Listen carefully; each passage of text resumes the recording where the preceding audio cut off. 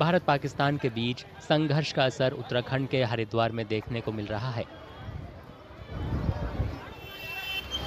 चार धाम यात्रा करीब एक पखवाड़े पहले शुरू हो चुकी है, लेकिन श्रद्धालुओं की संख्या काफी कम हो गई है। ये कहना है स्थानीय दुकानदारों का। यहाँ पर यात्रियों की संख्या बहुत काफ़ी कम है, मतलब 50% आदमी कम आ रहा है।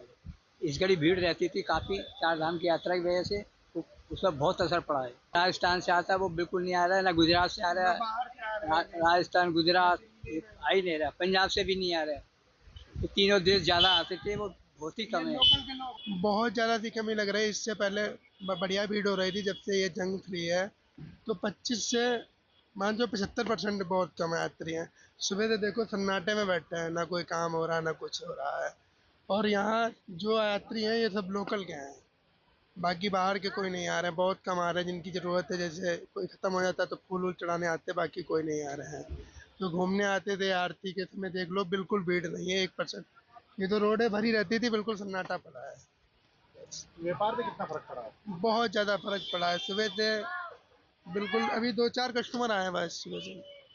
भैया जब से युद्ध चालू हुआ है ना, जब से यात्री बिल्कुल गायब हो गए। 70 से 80% यात्री गायब है। पूरा यात्रा सीजन इस टाइम तो फुल होता है, कमरे नहीं मिलते यहाँ पर। अब खाली पड़ा हो बिल्कुल।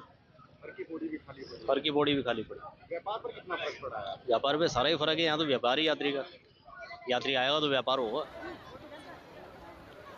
भारत पाकिस्तान के बीच हर तरह की सैनिक कार्रवाई रोकने पर बनी सहमति के बाद दुकानदारों को उम्मीद है कि जल्द श्रद्धालुओं की संख्या बढ़नी शुरू हो जाएगी। कल से देखा है कि थोड़ा बहुत यात्रियों की संख्या में सुधार आना शुरू हुआ है और मैं मानता हूं कि जैसे अब सारी स्थितियां सामान्य हो चुकी हैं और मई का महीना है, चार धाम यात्रा चल रही है, तो 2-4 दिन में ही हमें यात्रियों की संख्या में इजाफा देखने को मिलेगा। लेकिन निश्चित रूप से जो एक माहौल चल रहा था पिछले एक हफ्ते से, उसकी वजह से कहीं ना कहीं लोगों के मनों में थोड़ी बहुत शायद चिंता रही हो और इस वजह से अपनी यात्रा को कुछ दिनों के लिए स्थगित किया।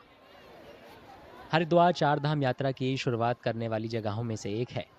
यहाँ से श्रद्धालु यमुनोत्री, गंगोत्री, केदारनाथ और बद्रीनाथ की यात्रा शुरू करते हैं।